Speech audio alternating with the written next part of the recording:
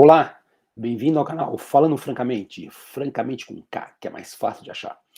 Esse é um trabalho interessante aí que eu estou mostrando na tela para vocês. O título, né, taxa, custos e tratamento da disfunção sexual na esclerose múltipla.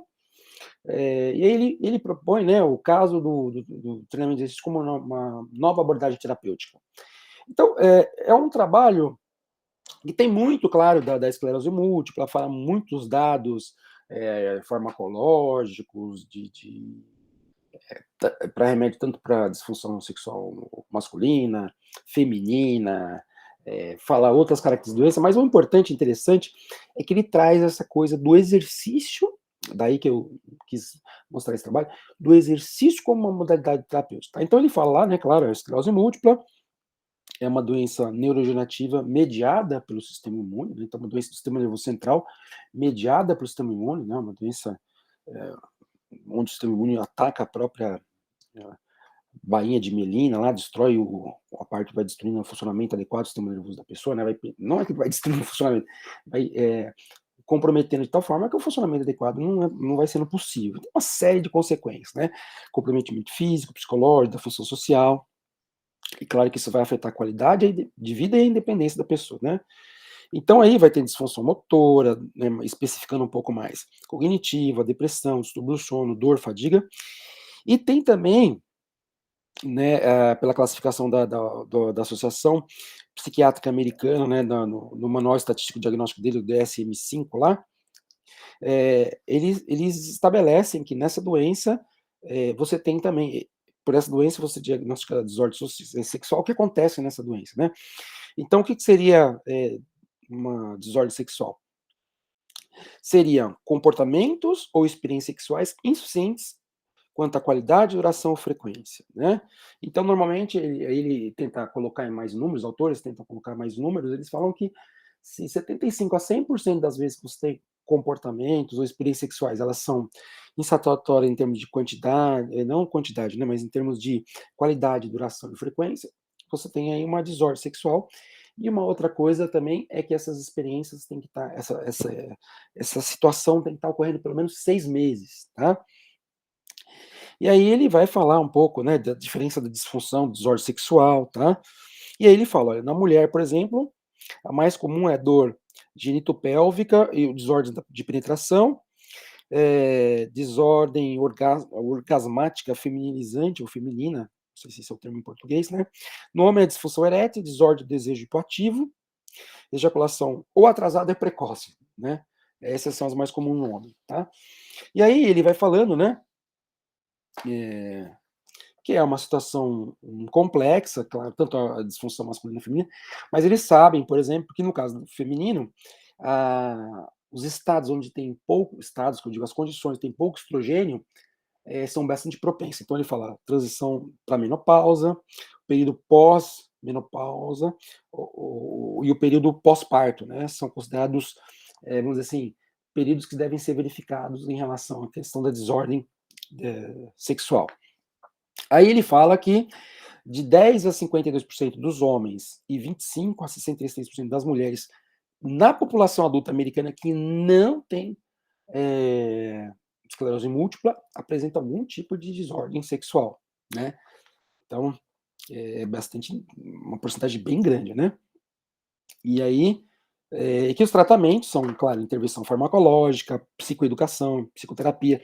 Aí ele está falando da esclerose múltipla, né? Porque às vezes você tem que ensinar a pessoa, né? A pessoa tá com uma, sei lá, uma incontinência urinária, uma disfunção intestinal, né? Tá espástica, tem alterações tem fadiga, né? Fadiga muito fácil. Então, aí você precisaria analisar, os profissionais analisam, ensinam a pessoa como ela se regula para ter uma vida sexual mais confortável, né, mais adequada. Então, por exemplo, ele fala vários casos, né, eles comentam assim, por exemplo, são dois autores, né, eles comentam, por exemplo, para planejar os dias, para não seja um dia onde você está tão fatigado. E ele vai dando um monte de dica. Mais interessante de tudo, por isso o vídeo, né, é justamente ele falar das evidências que sugerem que o treinamento físico pode ser algo importante para essa disfunção sexual. Aí ele fala, olha que interessante isso, hein? Que ele encontraram, por exemplo, em populações normais, 3 estudos com mulheres. Então, num dos estudos, as mulheres pedalavam 20 minutos, 80% da frequência cardíaca máxima, 5 minutos antes de ver um filme adulto, né? Creio que um filme pornô. No outro caso, as mulheres faziam o mesmo exercício esteira, mais 20 minutos antes do filme. Tá? E, no outro caso, o grupo controle. E aí se mostrou nesse estudo que nos 2 casos que as mulheres faziam um exercício e logo depois viam um filme, elas relatavam, por uma série de parâmetros, na região erótica dela, na região sexual, etc., lá, que elas estavam mais, vamos dizer assim, mais ativadas em função do exercício em relação a quem só assistiu o filme. Aí um outro que ele fala assim, né, um outro estudo que agora, esse foi agudo primeiro, né, um crônico, 3 vezes por semana, né, e aí fazer exercício 3 vezes por semana, só que assim, acabava de fazer exercício, atividade sexual, tá? E a outra, nesse outro estudo, 3 vezes por semana também, só que a atividade sexual não era temporalmente associada à prática de exercício. A pessoa que fazia tinha atividade sexual, mas não temporalmente associada, tá? E nesse estudo se mostrou que fazer atividade, de certa forma concordando com o primeiro agudo, fazer atividade imediatamente, atividade física, imediatamente a outra atividade física assexual, aumentava a ativação sexual. Se não me engano, nesse trabalho ele falou que não necessariamente aumentava a satisfação sexual, não é essa a questão, mas aumentava a a ativação, a disposição, a preparação, né, a vontade de ter a relação sexual. Em um outro estudo, o terceiro que ele, né, desses que ele viu em mulheres em populações normais, normais que ele fala não população adulta, não esclerose múltipla, uma que tinha o síndrome da ovário policístico que também está associada à disfunção sexual, né?